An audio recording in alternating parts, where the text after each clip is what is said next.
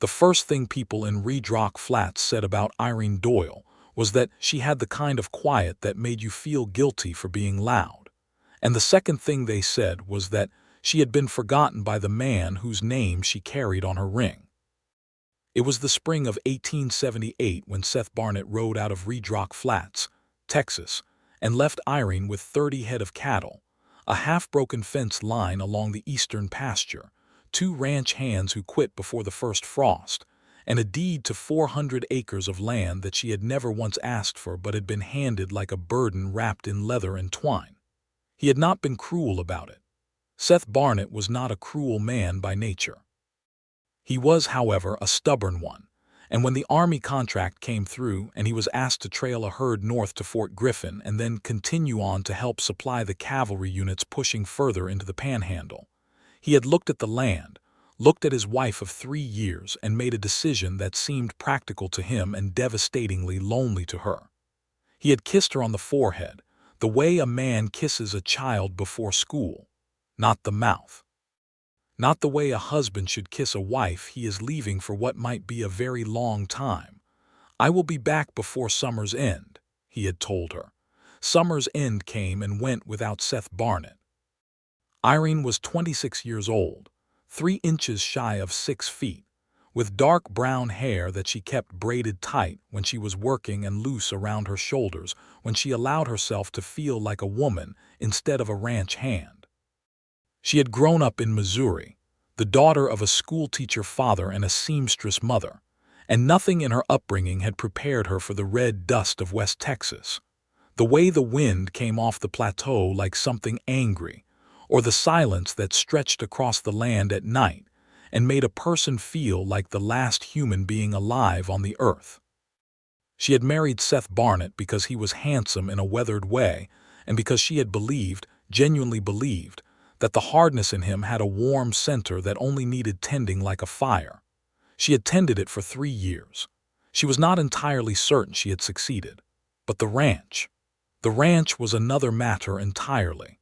When Seth left in April of 1878, the Barnett property was a working cattle operation with modest ambitions and a modest output.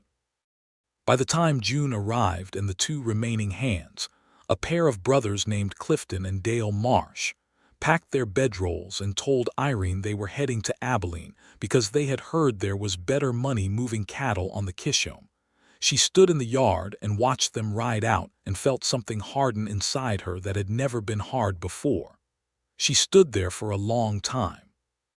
Then she went into the barn, saddled her gray mare, whose name was Biscuit because she had a biscuit-colored patch on her left flank, and she rode the fence line herself.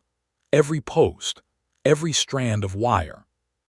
She made a list in the small leather notebook she kept in her apron pocket, the same notebook she had used to record household expenses and the names of wildflowers she found growing along the creek. Now it was full of repairs and shortfalls and the careful arithmetic of a woman who had never run a cattle operation, but was going to figure it out one fence post at a time. The nearest neighbor of any consequence was a man named Thomas Greer, who ran a modest spread 2 miles to the north, and who had made it his business to be helpful to pretty women in difficult circumstances, usually in ways that were less neighborly than they appeared. Irene had seen enough of the world to understand Thomas Greer without needing to test him. She thanked him politely when he rode over to check on things, and she declined every offer of help that came with his particular kind of smile. The second nearest neighbor was a widow herself, a woman named Clara Hutchins, who was somewhere past 60, and who had outlasted 2 husbands and 3 hard winters, and who kept a garden that was the most productive thing for 40 miles in any direction. Clara came over on a Tuesday in late June, riding a mule she called Governor, and she sat herself down at Irene's kitchen table and looked at the notebook and the ledgers and said, in a voice that was purely practical, "You are going to need a hand, a real one." "I know it," Irene said. "There is a man who comes through Red Rock every month or so," Clara said, "looking for day work. He is a good worker and an honest one. His name is Cody Reeves. He lost his own land 2 years ago to a bank in San Angelo, and he has been drifting since. He is not a drifter by nature. He is just a man without ground to stand on." Irene nodded. "How old is he?" "About 30, maybe 32. Hard to tell with outdoor men." "Is he trustworthy?" "I would not have mentioned him if he were not," Clara said simply. Cody Reeves arrived at the Barnett Ranch on a Wednesday morning in early July, hat in hand, on a buckskin horse with a white blaze down its nose. He was lean in the way that hard work and irregular meals made a man lean, with a face that was kind around the eyes and careful around the mouth. He looked at the ranch with the practiced eye of someone who knew land and said, almost to himself, "This is good ground. It just needs somebody to work it." Irene hired him on the spot at $2 a week and found meals, which was fair wages for the territory in that year. He was good. He was better than good.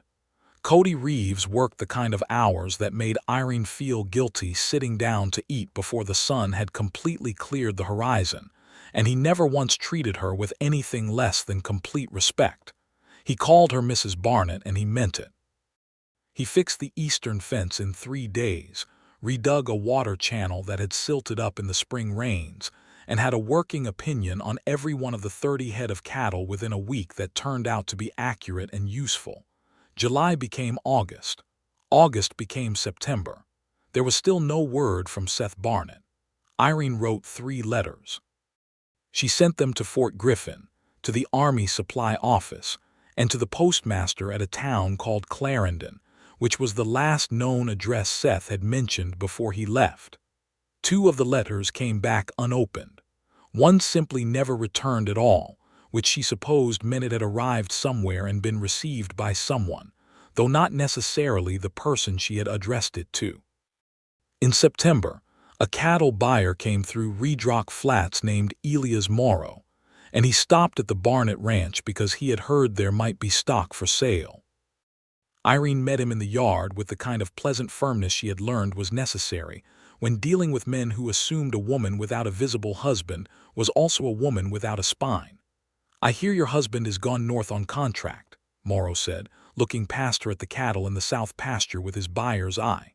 "He is," Irene said. "Long time to be gone." "Business takes as long as it takes," she said. Morrow offered her a price on 12 head that was 15% below market value. She told him what market value was, with the kind of precision that made him blink. She had been reading every paper and trade sheet she could find for 2 months. She knew the price of beef in Fort Worth and in San Antonio and in the markets feeding the eastern cities. She knew it better, she suspected, than Seth had known it when he left. They settled on a price that was fair, and Morrow rode out looking slightly chastened and slightly impressed, and Irene stood in the yard with the money in her apron pocket and felt something she had not felt in a very long time. She felt capable. It was an unfamiliar sensation, and she did not entirely trust it yet, but she recognized it. Cody Reeves was repairing a gate hinge nearby, and she caught him trying not to smile. "Go ahead and say it," she told him. "Say what, Mrs. Barnett? Whatever it is that is making you smile like that." He set down his tools and turned to face her properly. "I was just thinking that Mr. Morrow is going to go home and tell his wife he got the better of you, and she is going to ask him what he paid, and when he tells her she is going to know that he did not." Irene laughed. It surprised her, the sound of it. She had not laughed in what felt like a very long time. The autumn was hard but not cruel. West Texas in the fall of 1878 was dry and windy, and the nights came cold early. But the grass in the south pasture held, and the cattle remained healthy.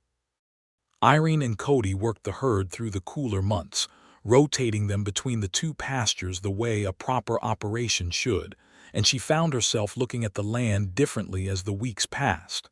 Not as a burden, not as the thing Seth had left her holding, as something of her own. She had not planned for that. She had not planned for quite a few things that autumn. One evening in October, after a long day mending fences in the northwest corner of the property, where the land sloped up toward a rocky outcropping that caught the last of the sunset light, she and Cody sat on the porch of the main house with tin cups of coffee, and she found herself talking about Missouri, about her father's schoolroom and the smell of chalk dust and river water, and how she had always believed she would teach school herself one day, before life had taken the particular turns it had taken. Cody listened the way a man listened when he was genuinely interested, not the half-listening of a man being polite. He asked questions. Good questions. When she asked him about himself, he told her about a ranch in Runnels County that had been in his family for 12 years before a drought, and a bad loan had taken it. He told her about his father who had worked that land until the bank came with the papers, and who had died the following winter in a way Cody described only as quietly and without complaint, which told Irene everything she needed to know about both the death and the man describing it. "Do you miss it?" she asked. "Having your own land." "Every single day," he said. "But missing something and being ruined by it are two different things. I figured that out eventually." She turned to look at him in the fading light and thought that he was a good man. A genuinely good man of the kind that were perhaps rarer than they should have been in the world. She also thought, with a clarity that surprised and alarmed her in equal measure, that she was lonely in a way that had nothing to do with being alone.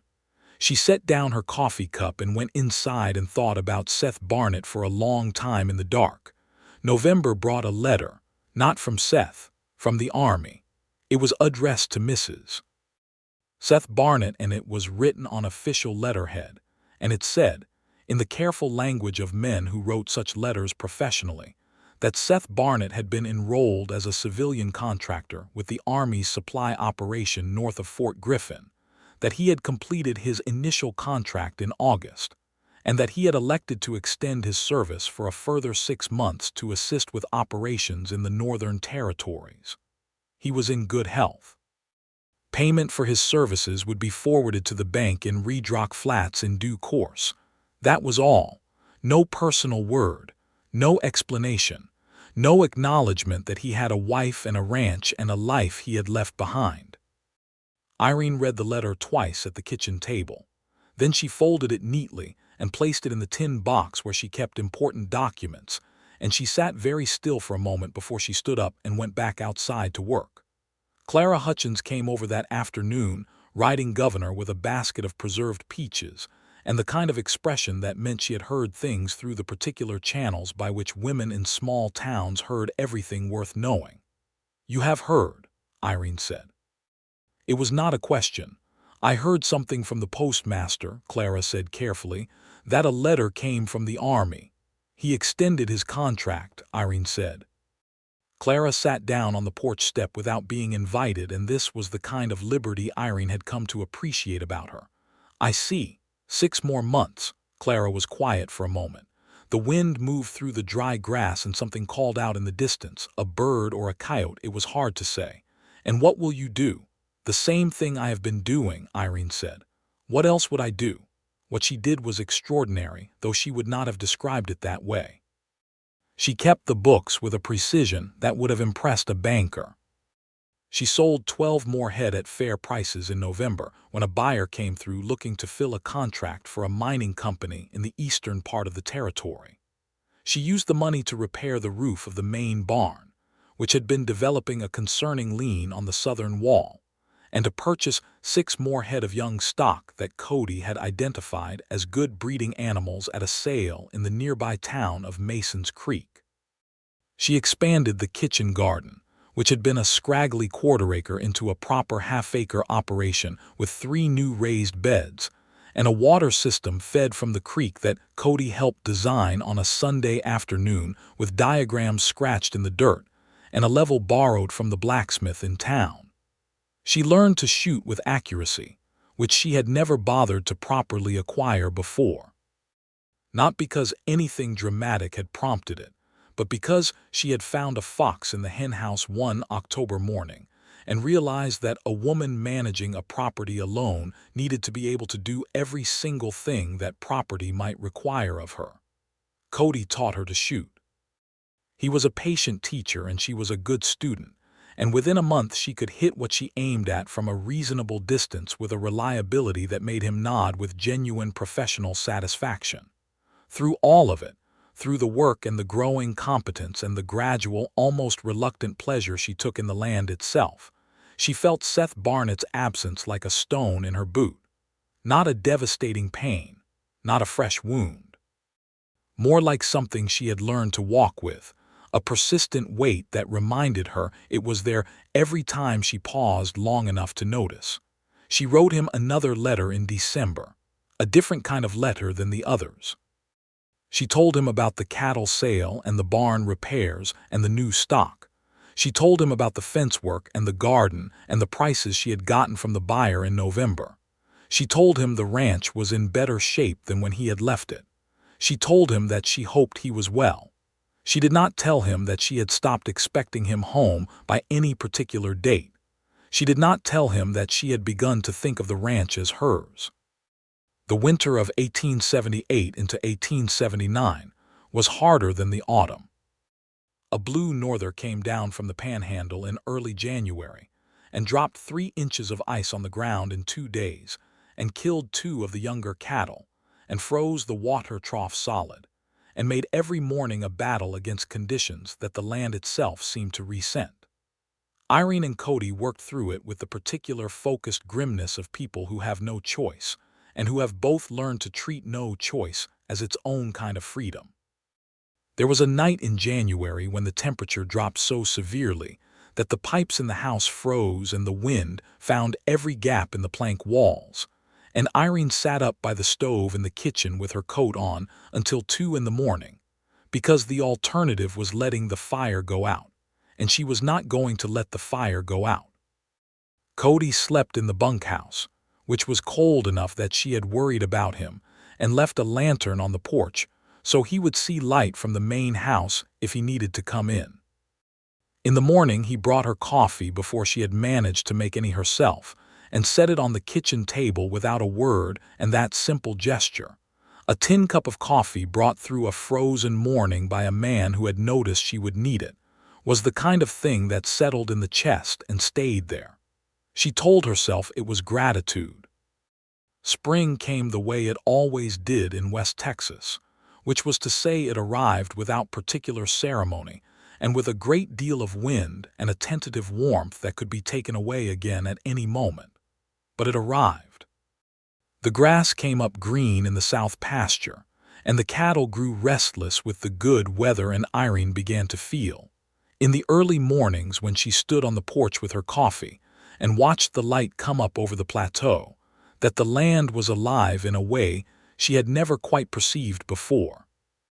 It was on an April morning in 1879, almost exactly 1 year after Seth Barnett had ridden out, that Cody found her at the south fence watching the new calves and said, in a tone that was carefully neutral, "Mrs. Barnett, I need to tell you something." She turned and looked at him. He had his hat in his hands, turning it in that way he had when something was costing him something to say. "I have been offered a job, riding for the Goodnight operation up near Palo Duro. It is a permanent position with proper wages and a bunkhouse with a wood stove." He paused. "It is a good opportunity." Irene looked at him for a long moment. "Are you going to take it?" "I do not know," he said quietly. She understood what he was not saying because she was not saying it either. There was a thing between them that had been growing since October and that neither of them had named, because to name it would have required one or both of them to be something they were not sure they were allowed to be. She turned back to the fence and looked at the calves. "You should take it," she said. "If it is a good position." "I know what I should do," he said. He said it simply, without heat. "That is not the same as knowing what I am going to do." She looked at him then, really looked, and what she saw in his face was something she recognized because it matched what she felt, which was the particular ache of wanting something that had not yet been made clear to you that you were allowed to want. "Cody," she said. "I know," he said. "I am still a married woman. I know that too.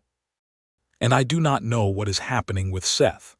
I do not know if he is coming back in a month or in a year, or if something has happened to him that no letter has seen fit to inform me of."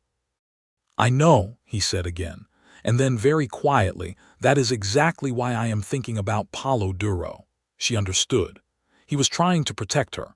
He was trying to protect them both from something that had not yet happened but that they could both feel like weather coming over the plateau.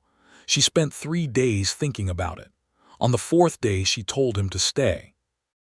Not because she was making a promise she could not keep, but because the ranch needed him, and because she needed a good hand, and because she was honest enough with herself to know those were not the only reasons. She told him to stay, and she told him that she wanted to be clear about where things stood, which was that they stood in the only place they could stand until the situation with Seth resolved itself one way or another. Cody nodded and put his hat back on and went back to work, and did not mention Palo Duro again. It was 2 weeks later that Seth Barnett rode back into Red Rock Flats. He came in the early afternoon of a warm May day in 1879, riding a horse that was not the one he had left on, a big dark bay that looked trail-hardened and reliable. He had been gone for just over 13 months. He looked older, not dramatically so, but in the way that men who have spent a year doing outdoor work in difficult conditions look older, the lines around his eyes cut deeper, his jaw more deliberate, something in the set of his shoulders that spoke of distances covered and decisions made. He rode through town first, which was how things were done, and the postmaster and 2 men from the feed store saw him, and word moved ahead of him the way word moved in small towns, running on foot and on horseback, and on the particular frequency of human curiosity. By the time Seth Barnett turned his bay horse down the road toward his ranch, Irene already knew he was coming. She was in the garden when she heard the hoofbeats. She straightened up and brushed the dirt from her hands and pushed the loose hair back from her face and stood in the middle of the garden. She had planted and expanded and tended for a year, and she waited. He came through the gate on horseback and stopped when he saw her. For a moment neither of them moved. He looked different to her than she had been holding him in her memory, and she supposed she looked different to him too. She was browner from the sun and stronger in the arms, and there was a directness in the way she stood that had not been there a year ago. She was not the woman he had kissed on the forehead and ridden away from. He dismounted and tied the horse to the fence post and walked toward her. When he was close enough to speak without raising his voice, he stopped. "Irene," he said. "Seth," she said. He looked past her at the garden, which was twice the size it had been when he left and growing with the organized abundance of a place that had been tended with intention. He looked at the barn, whose roof was straight and sound. He looked at the south pasture where the herd grazed with the easy confidence of well-managed animals. His expression was complicated in a way she could not quite read. "The place looks good," he said. "It is," she said. He looked back at her. "I am sorry," he said. "I know I was gone longer than I said." 6 months longer, she said. "I know it. I received a letter from the army in November. I should have written myself," he said. "I know that." She looked at him and felt the complicated weight of 13 months of a life that had become hers, and she said, "Come inside and I will make coffee and we can talk." They sat at the kitchen table where she had sat so many mornings and evenings with her notebook and her ledgers and her plans, and she told him about the ranch. All of it. The fence repairs, and the 2 cattle sales, and the new stock, and the barn roof, and the garden expansion, and the water channel. She told him the numbers from memory without consulting a ledger because she knew them the way she knew the layout of every room in the house. She told him what the ranch was worth now compared to what it had been worth when he left. He listened. He listened with a focus and a stillness that she had not seen from him before, and she realized, watching him, that he was genuinely surprised. Not condescendingly surprised, not the surprise of a man who had expected failure and found otherwise, but the surprise of a man who had not known what he was leaving behind and was discovering it now. When she finished, he was quiet for a long moment. "You did all of this," he said. It was not quite a question. "I had help," she said. "A hand named Cody Reeves. He is good with the cattle and with the land, and I do not know what I would have done without him."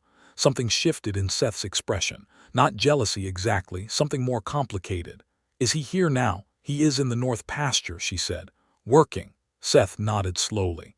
He wrapped his hands around the tin cup and looked at the table. "I owe you an apology," he said finally. "A real one. Not just for being gone too long, for the way I left, for the way I have been thinking about this place and about you." She waited. "I treated this ranch like it was mine to do with as I chose," he said.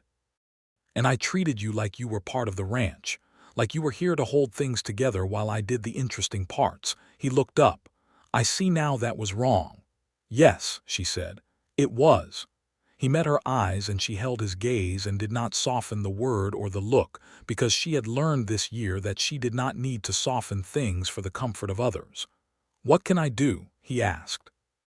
And she heard something genuine in the question, something that had not been there before he left, or perhaps had been there all along, and had needed 13 months of distance to find its way to the surface. "I do not know yet," she said honestly. "You have been gone a long time and some things have changed. I have changed. We need to figure out what we are to each other now, because it is not the same as it was." He nodded. He did not argue and he did not minimize, and she noted that and filed it away because it mattered. Cody Reeves came in from the north pasture late in the afternoon, dusty and work-tired, and he stopped in the yard when he saw the dark bay horse tied at the fence. And he stood for a moment before he went to take care of the horses, with a quietness that spoke of a man who understood what the bay horse represented and who was conducting himself accordingly. Seth met Cody in the barn while Irene was making supper. She did not hear what they said to each other, but she heard the register of the conversation, which was low and steady, and without the particular sharp edge that might have made her come outside. When Seth came back in and sat at the table, he said simply, "He seems like a good man." "He is," Irene said. "The kind of man who would have stayed here if things were different," Seth said. And it was said without accusation and without anything that needed to be addressed directly, but with an honesty that told her he had understood the situation from the moment he rode through the gate, and probably from before that. "You are a perceptive man when you are paying attention," she said. "I have not always been paying attention," he said. "I am trying to do better at that." The first days of Seth's return were careful and quiet. He worked alongside Cody without difficulty, and Irene watched the two of them develop the kind of working relationship that men developed when they both respected the land and neither had anything to prove to the other. Seth was a good hand himself, she had always known that, and he had a way with the cattle that was authoritative without being rough, and she could see Cody noting and respecting it. But Seth was different around her. He was more careful, more present. He asked her about decisions before making them rather than announcing them afterward. He read the ledger she showed him with the focused attention of a student, asking questions rather than offering corrections. He came to supper and sat at the table and talked to her about the ranch and about the territory and about things he had seen in his time up north with the Army supply operation. And she found, to her own surprise, that she was interested. He had been places and seen things, and he told stories with a dry humor that reminded her of what she had found attractive about him when they first met, before the weight of a life not quite working had dampened it. It was not the same as before. It was not the easy domesticity of early marriage that she had half believed in before reality had worn the edges off it.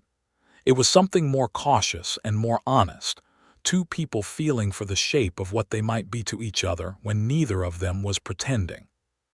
On a Sunday evening in late May, about 2 weeks after his return, they sat on the porch after supper as the stars came out over the plateau, and she asked him what had made him stay up north longer than he had said.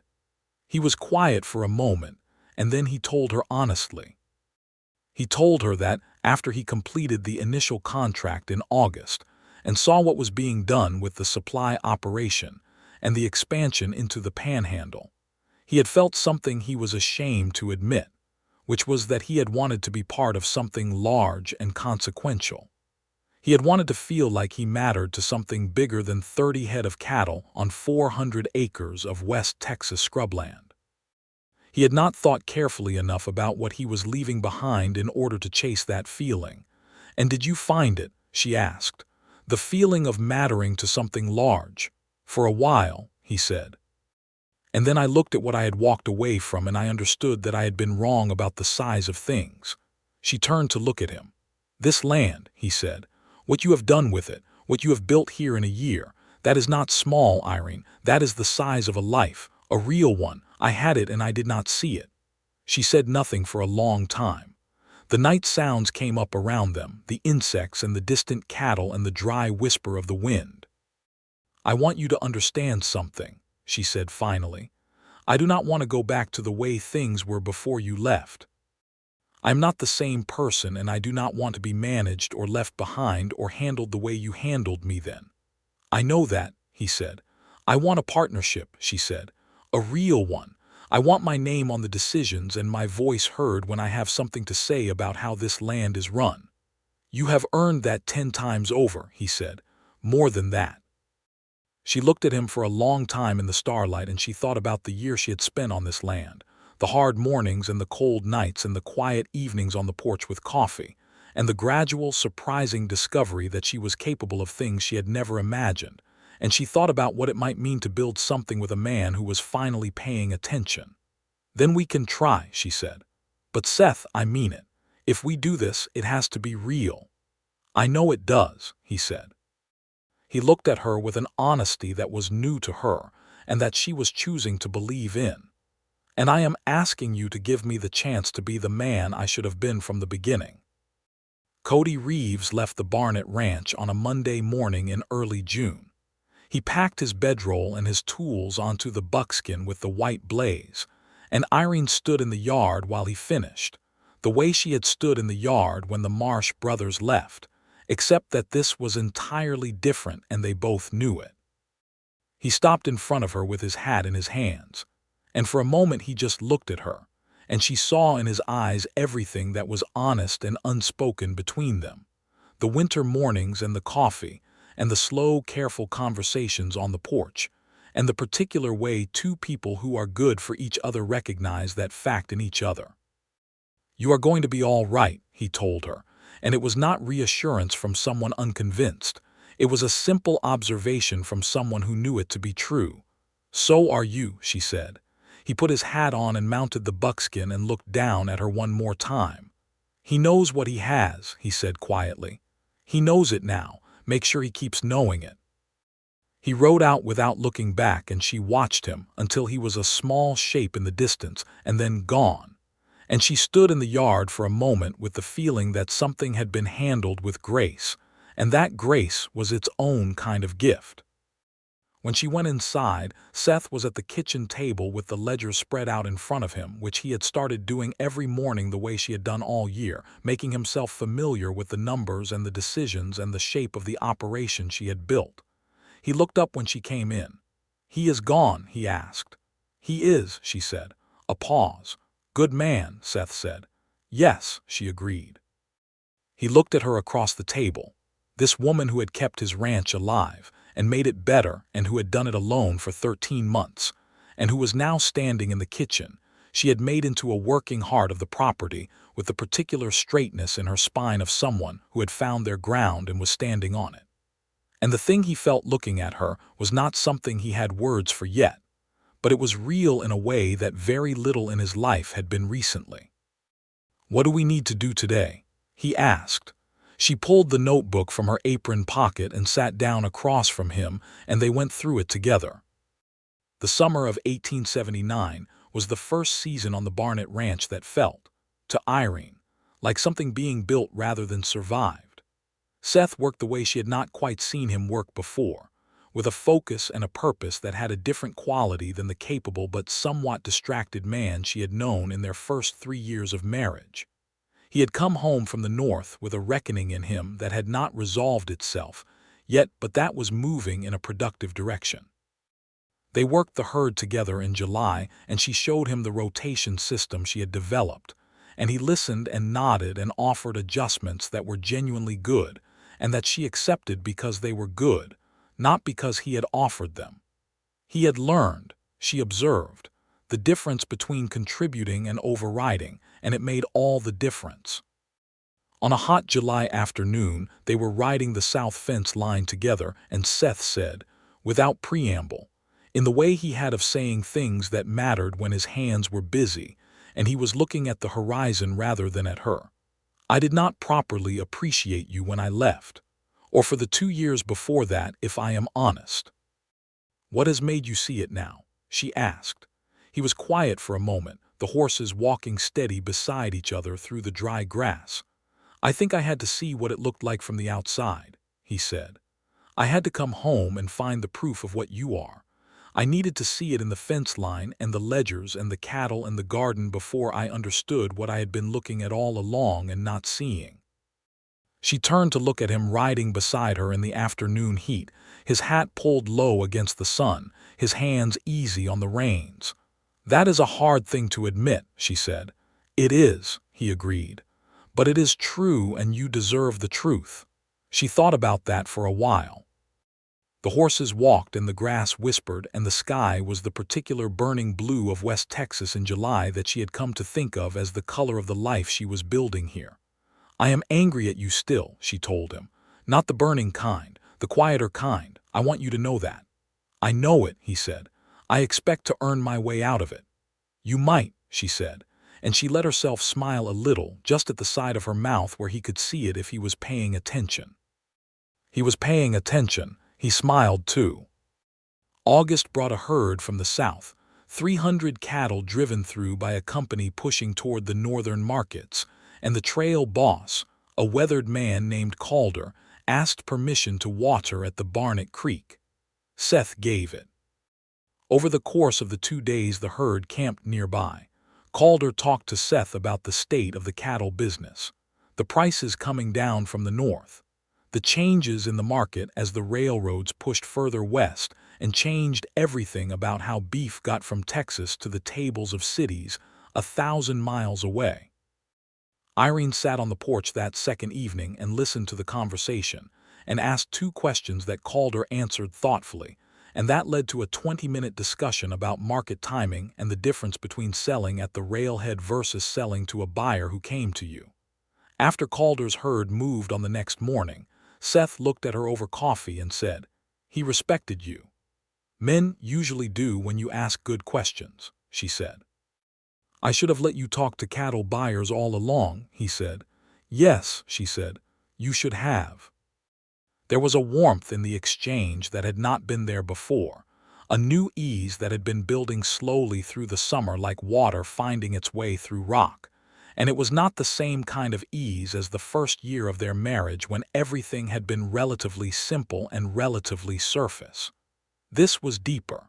This was earned.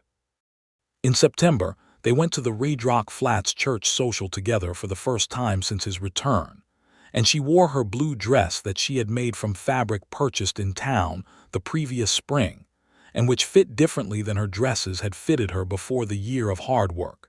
And she caught Seth looking at her with an expression she could not have predicted when he had kissed her on the forehead and ridden north.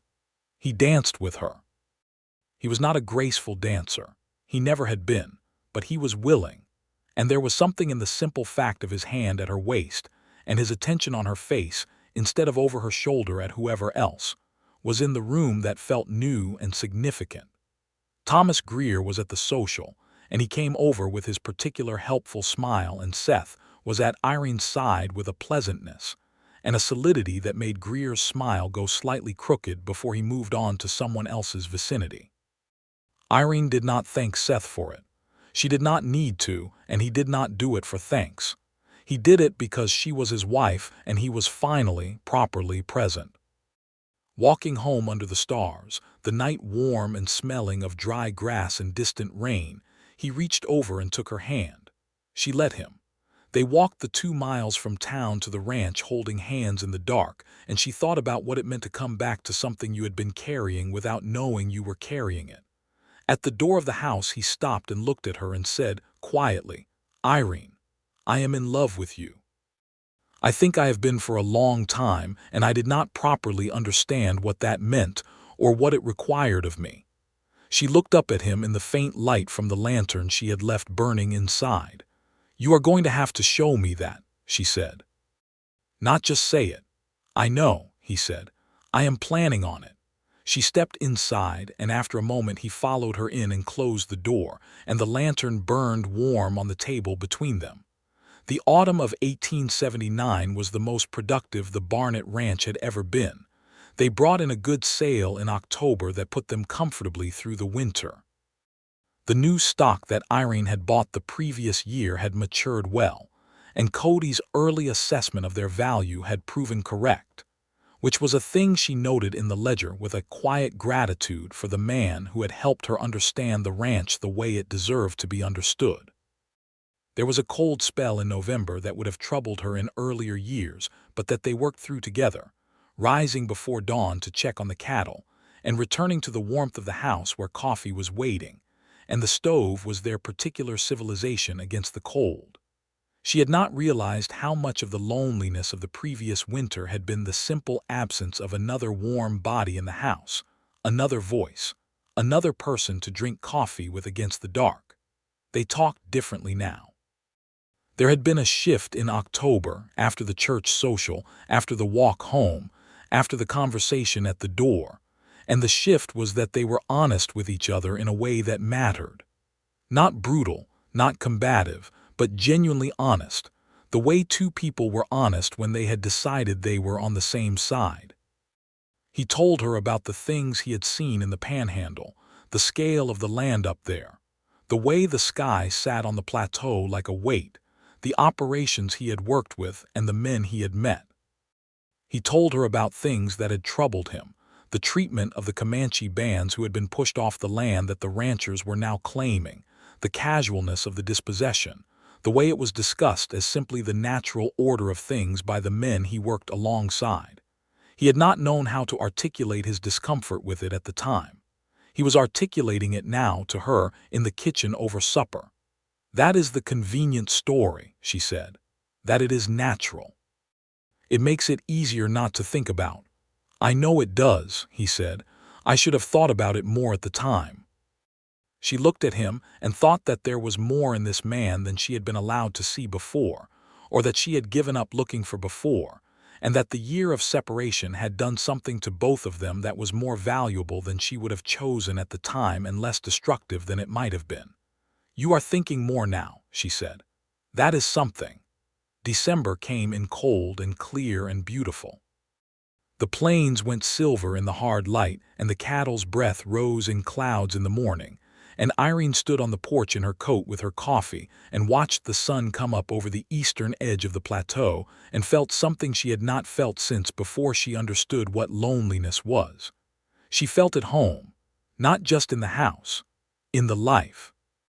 On Christmas Eve, Seth came in from the barn with a small cedar tree he had cut from the draw north of the property, and stood it in the corner of the main room with a sheepishness that made her laugh. The same laugh that had surprised her a year ago when she had done such a good job with the cattle buyer, only warmer now. "I thought you might like it," he said, a little embarrassed by his own gesture. "I love it," she said, and she meant both the tree and the gesture and the man who had made it, and she crossed the room and kissed him properly, the way a wife kissed a husband, and he put his arms around her in the kitchen with the cedar smell filling the room and held her like something he was not letting go of again. "I will never leave you like that again," he said into her hair. "I promise you that." "Good," she said against his chest. "Because if you do, I will simply keep the ranch and let you come back to find it improved again, which will only further demonstrate my point." He laughed, a real laugh, and she felt it go all the way through him, and she thought, This is what I was waiting for. This is the warm center I was trying to tend." They spent Christmas quietly, just the two of them, with a meal that was better than strictly necessary and a fire that they built up higher than they needed to, and the cedar tree standing in the corner, wearing a string of red ribbon she found in the sewing box. And they sat together after supper, and she read aloud from a novel she had been working through. And he listened with his eyes half closed and occasionally said something about whatever she had just read, And they talked about it in that easy sideways way of people who have found their frequency with each other. Before the fire burned down, she set the book aside and he looked at her in the firelight and said her name in a way he had never quite said it before, like something precious rather than something present. And she thought of all the evenings she had sat in this room alone, and decided that the aloneness had made her capable, and the capability had made her equal, and the equality had made this possible, this particular evening, this particular man finally seeing her. And she would not have traded the year of difficulty for anything easier. In January of 1880, Irene Barnett discovered that she was expecting a child. She sat with the knowledge for several days before she told Seth, not from fear of his reaction but from wanting to be sure of her own feelings first. She was sure. She was very sure. She told him on a Sunday morning, sitting at the kitchen table over coffee, looking straight at him the way she looked at him now when she had something important to say. He set his cup down and looked at her, and the expression on his face was something she had never quite seen before, something that went past gladness into a territory she did not have a precise word for. "A baby," he said. "By summer," she said. Clara Hutchins confirmed it. He reached across the table and took her hand. He held it for a long time without saying anything, looking at her hand in his, and she could feel the weight of everything he felt moving through the grip of his fingers, the gratitude and the responsibility and the particular daunting joy of a man who understood now what he had and what it meant to be entrusted with it. "I am going to be here," he said. "Every morning of it, every hard day of it. I am going to be the father this child deserves, and I am going to be the husband you deserve. I am starting now if you will allow it." "You started in October," she said gently. "I started trying," he said. "That counts," she said. Clara Hutchins was pleased when she heard and said so in the direct way she said everything. She brought over a jar of peach preserves and sat at the kitchen table and talked about practical matters with the authority of a woman who had seen 6 babies born in this county and had something useful to say about all of it. She looked at Irene with the particular expression she sometimes had, the one that combined satisfaction with approval, and said, "You have made something real here, Irene Doyle. Do not let yourself forget that when the harder days come. You built this before he came back. It is yours, that matters." "It is ours now," Irene said, and she meant it. It was the first time she had said that and fully believed it in both directions. Spring arrived. The ranch was in exceptional condition as it came into its second full season under Irene's management, with Seth as a proper partner rather than an absent owner. They had 40 head of solid cattle now. The garden was being expanded again with the intention of growing enough to sell some produce at the Redrock Flats market. And the barn had new stalls on the south side that Seth had built through the winter months, with a careful attention to construction that spoke of a man investing in permanence. They hired a new hand in March, a young man of 19 named Emmett Voss, who was fresh from Missouri, and who reminded Irene with a particular poignancy of herself at the age she had arrived in Texas, enthusiastic and slightly terrified, and doing a good job of hiding the second part. She was a patient employer and a good teacher, and she found, in the act of showing Emmett the way the ranch worked, how much she had learned. It was its own measure of what the year had made her. Seth watched her with Emmett one afternoon, explaining the rotation system with the notebook spread on the fence rail, and he came to her later in the kitchen and said, "You should have been teaching something all along. You have a gift for it." "I had a schoolteacher father," she said. "Maybe we should think about the schoolhouse," he said, and the "we" was deliberate and she heard it. The Redrock Flats schoolhouse had been without a teacher for 2 years. Not full-time. But they need someone who can teach the children whose parents do not have time to teach them at home. She turned the idea over in her mind over the following days. She thought about her father and the chalk dust and the river smell, and she thought about the notebook and the things she had learned this year and the year before, and she thought about the children of this hard, dry country who deserved to know that the world was bigger than what they could see from the porch. "Part-time," she said, one evening over supper. In the mornings, maybe twice a week in the winter months when the ranch work is lighter. And Seth, this is something I want. Not because you suggested it, because I want it. I know the difference, he said. I am glad you want it. It was decided. On a warm evening in late April, Seth and Irene sat on the porch after supper, the night settling down soft around them, and she had her feet up on the porch railing the way she did when she was comfortable, and the child in her was making itself known in the rounding of her middle that had started to be visible when she turned sideways in the lamplight. A mockingbird in the live oak by the water trough was going through its entire repertoire with the kind of enthusiasm that suggested it was the first evening of the world. "Do you remember," Seth said, out of the quiet, "when I rode out in April of last year?" "Yes," she said. "I kissed you on the forehead," he said. "I have thought about that more times than I can count." She looked at him sideways. "You should have." "I know it," he said. "I have resolved never to kiss you on the forehead again when what is called for is something with more intention behind it."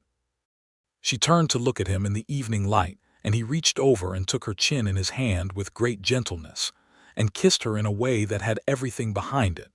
The whole year, and the whole reckoning, and the whole beginning of something that was better than what had preceded it. And the mockingbird kept going in the live oak, and the cattle made their evening sounds in the south pasture, and the stars came out one by one over the plateau like something being slowly revealed. "Better," she told him when they separated. "Much better," he agreed. In June of 1880 their son was born. He came into the world with considerable announcement and considerable red-faced opinion, and Clara Hutchins delivered him with the practiced competence of someone who had done this many times, and Seth was present throughout. And Irene found that having him there, genuinely there, holding her hand and saying her name in the low, steady voice he used when something mattered, was a thing she had not known to want until she had it. They named him James for her father, James William Barnett. Clara held him after the delivery and looked at Irene with the expression she had for important things and said, "He looks like a good one." "He does," Irene agreed, and she was looking at Seth when she said it, and he understood and held her hand tighter. The summer James was born was hot and busy and profoundly good. Emmett Voss turned out to be an excellent hand once he had been properly shown the work, and he had a natural affinity for the cattle that reminded Irene of what Cody had told her about his own early years on his family's ranch, the way land got into a person when they were given the chance to learn it right. She heard, through Clara, and through the network of information that moved through Raydrock Flats, that Cody Reeves had taken a permanent foreman position at a ranch in Blanco County, which suited the man he was, and she was glad for him in the way she could be glad now that things had found their proper shape. James was carried on the ranch in a sling Irene made from a piece of canvas, and he was present for everything that first summer, riding with her as she walked the fence line, propped in a basket in the shade while she worked the garden, and sleeping in the kitchen while she and Seth went through the ledgers in the evenings.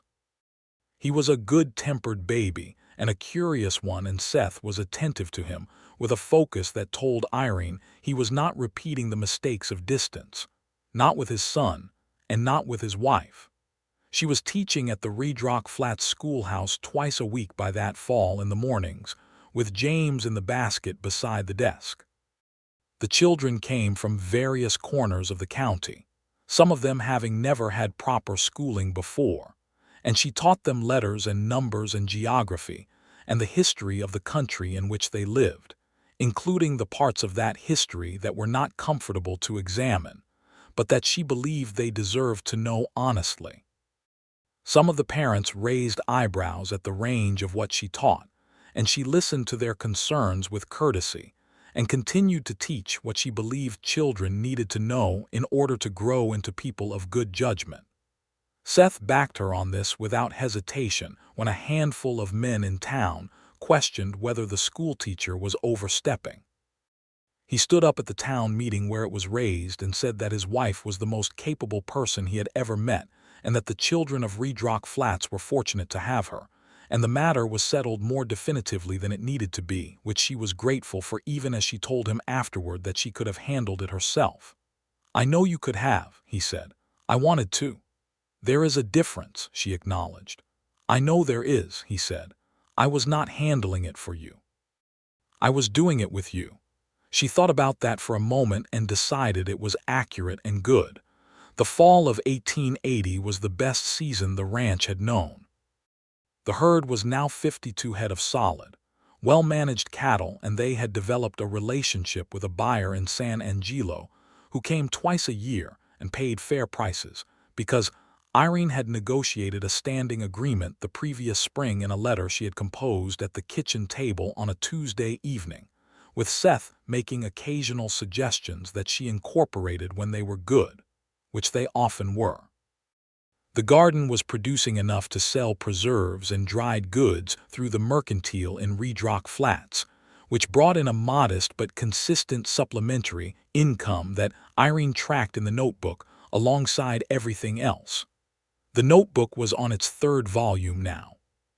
She kept the previous two in the tin box with the important documents, including the letter from the Army and the ranch deed, which now had both their names on it, Irene Barnett and Seth Barnett, equal owners, the way she had asked for and the way he had made happen without her needing to ask twice. Clara Hutchins came for supper on a Sunday in November, riding Governor who was getting slower but no less dignified, and she sat at the table with James on her knee and looked around the kitchen at the two of them with the satisfaction of someone who had watched something difficult become something good, and who took appropriate credit for their small contribution to the outcome. "You are going to need a bigger table," she said. Irene and Seth looked at each other. "Perhaps," Irene said. "James is going to need someone to argue with," Clara said in the tone of a woman stating practical facts. "Only children on ranches in this country spend too much time talking to cattle." "The cattle are good conversationalists," Seth said. "They are not," Clara said firmly. "I know from experience." James, on her knee, offered an opinion in the language of 11-month-old people, which was confident if not entirely specific, and Clara looked at him with satisfaction and said, "Exactly my point." The winter of 1880 was cold and clear, and Irene found herself at peace with the cold in a way that was entirely new. She had lived through a winter that had felt like survival, and now she lived through one that felt like home, which was its own testament to what a year and a choice and a man who was finally paying attention could make of the same set of circumstances.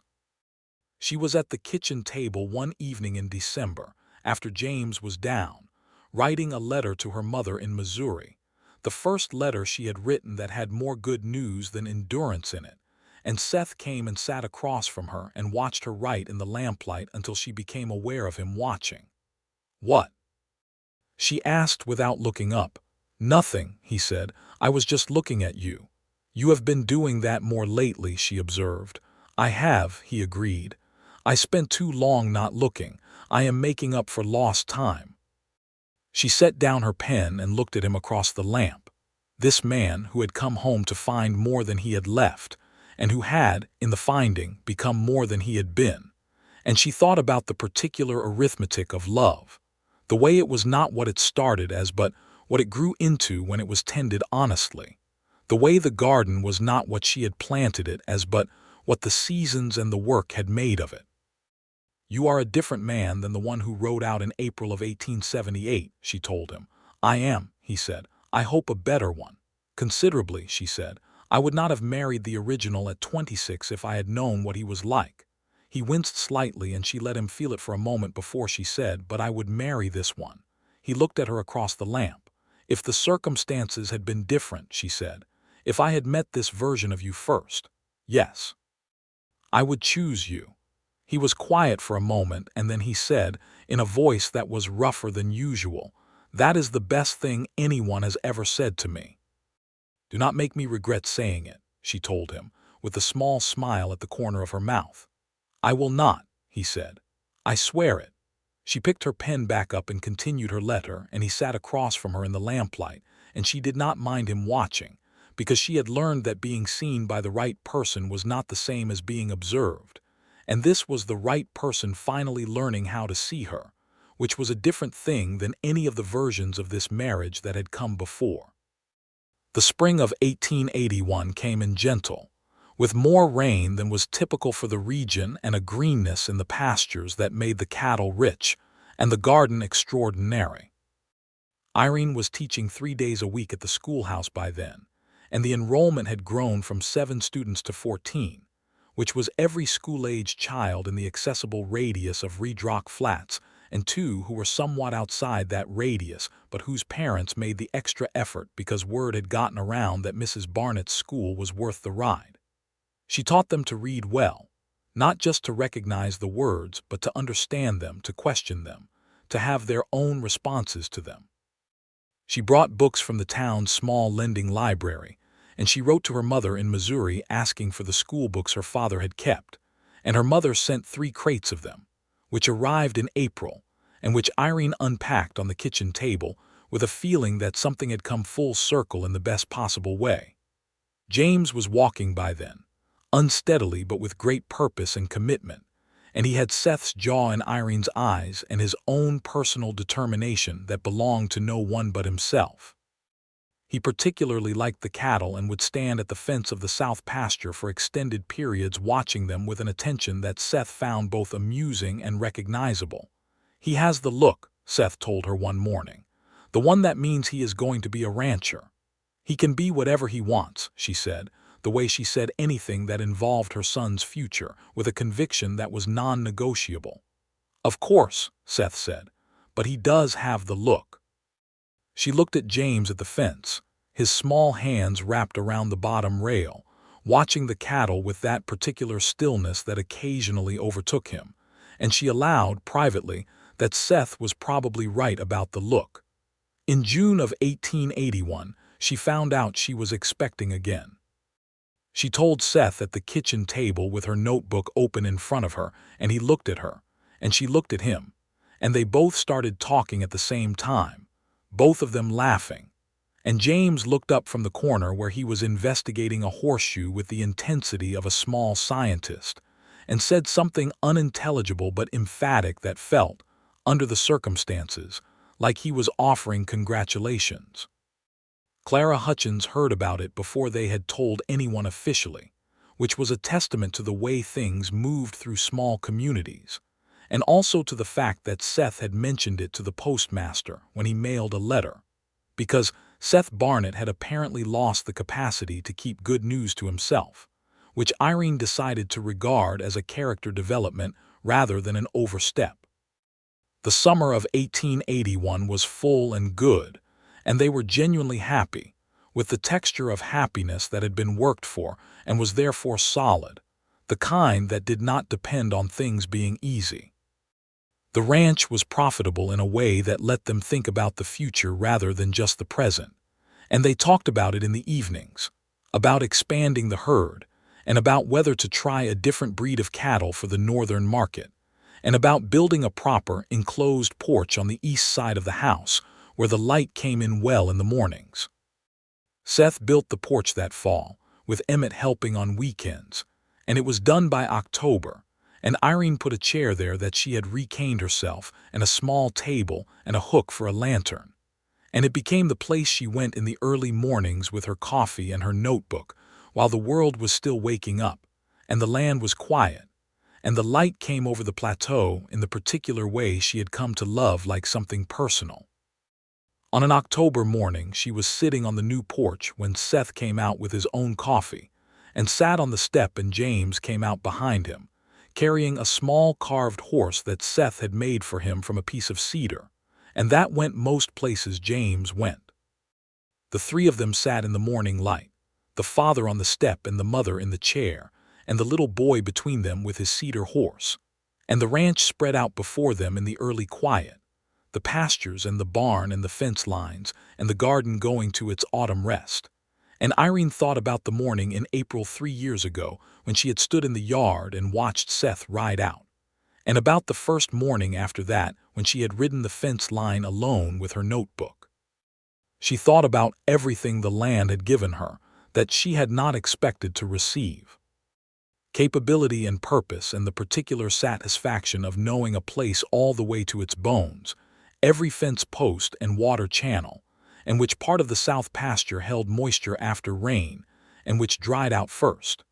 She thought about the things the difficulty had made of her, the things she would not have found in an easier life, the directness and the competence and the knowledge of her own worth that came from having proven it to no one but herself. She thought about Seth on the porch step beside her with his coffee and the gray coming into his hair at the temples, and she thought about the man he had been and the man he had become and the space between those two things that they had both crossed to find each other properly. She thought about the child growing under her heart. "What are you thinking about?" Seth asked.